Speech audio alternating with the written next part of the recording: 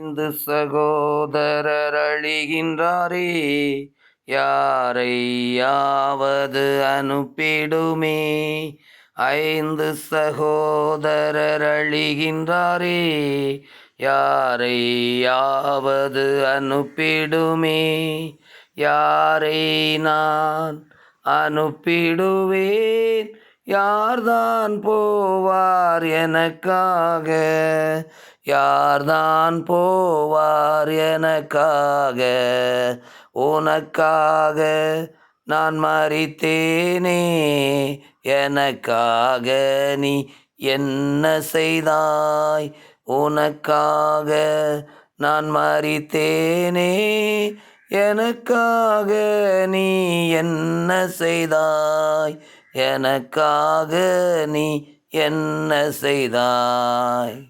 கிறிஸ்து இயேசுவுக்குள் மிகவும் பிரியமானவர்களே, இந்த அதிகாலை பொழுதில் மீண்டும் ஒரு விஷயம் உங்களோடு கூட இந்நிகழ்ச்சியின் வாயிலாக தொடர்பு கொள்ளும்படி தேவன் கொடுத்த மாபெரும் இரக்கத்துக்காய், தயவுக்காய், அவருடைய பரிபூர்ண சித்தத்திற்காய் நான் அவரை துதித்து ஸ்தோத்திரிக்கிறேன்.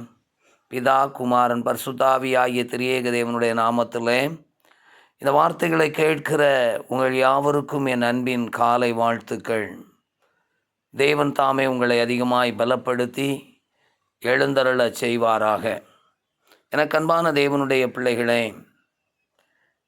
கர்த்தருக்கு காத்திருக்கிறவர்கள் அவரை அறிகிற அறிவை பெற்றுக்கொள்ளுவார்கள்.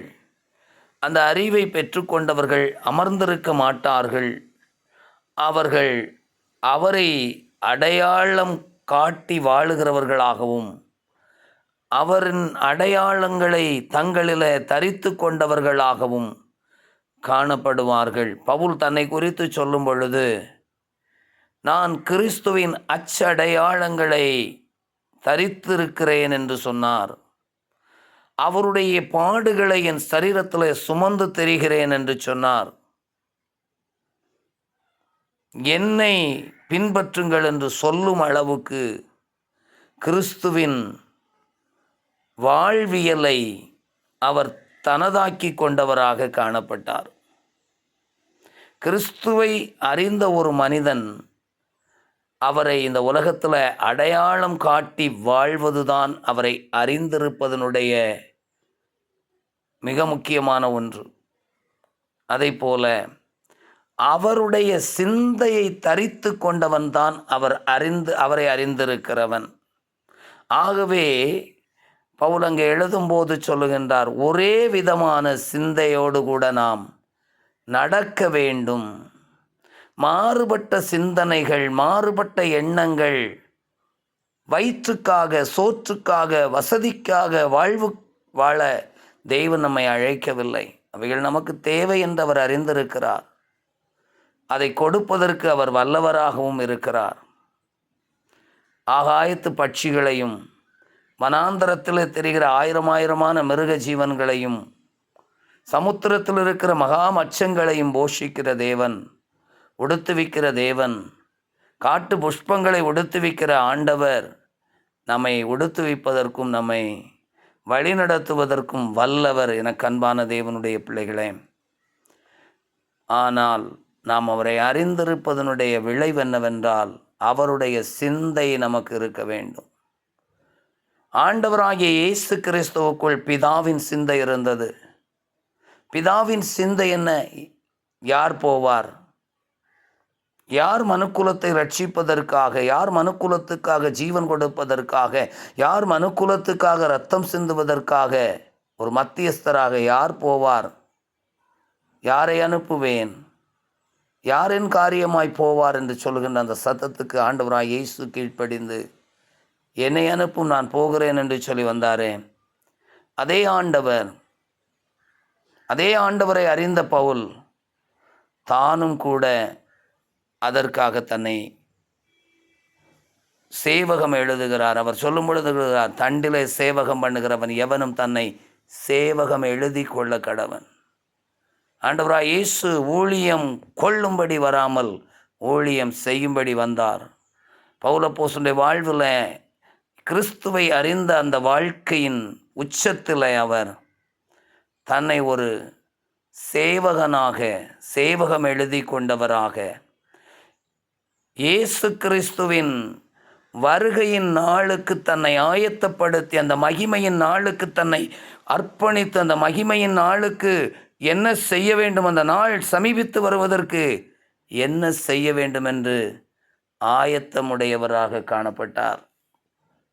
கண்பான தேவனுடைய பிள்ளைகளை, இந்த கால வேளையில் நான் மறுபடியும் உங்களோடு கூட சொல்லிக்கொள்வதெல்லாம் அவரை அறிந்திருக்கிறேன் என்று சொல்வதல்ல, அறிந்திருக்கிறவரை அறிவிக்கத்தக்க அறிவுடையவர்களாக மாறும்போதுதான் நாம் அவரை அறிந்ததினுடைய நோக்கம், அறிந்ததனுடைய விளக்கம், அறிந்ததனுடைய வளர்ச்சி, அறிந்ததனுடைய உச்சம் நமக்குள்ளே வந்திருக்கிறது என்று நாம் சொல்ல முடியும்.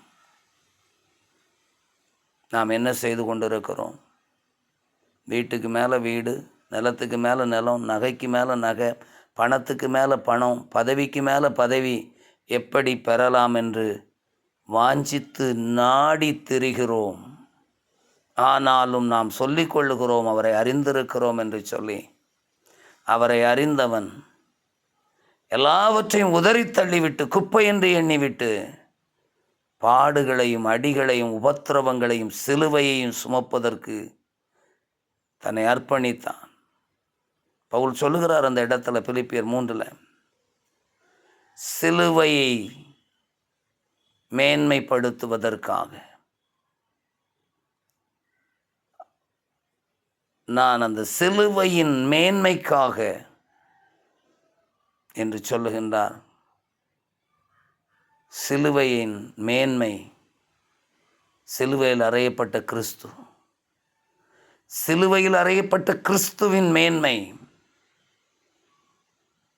அவருக்காக அவர் செய்து முடித்ததை நாமும் தொடர்ந்து செய்யும் போதுதான் வெளிப்படும். அன்பானவர்களே, நம்மை அர்ப்பணிப்போமா? ஜெபம் செய்வோம். நேசிக்கிற நல்ல ஆண்டவரே, பரிசுத்தமுள்ள பிதாவே,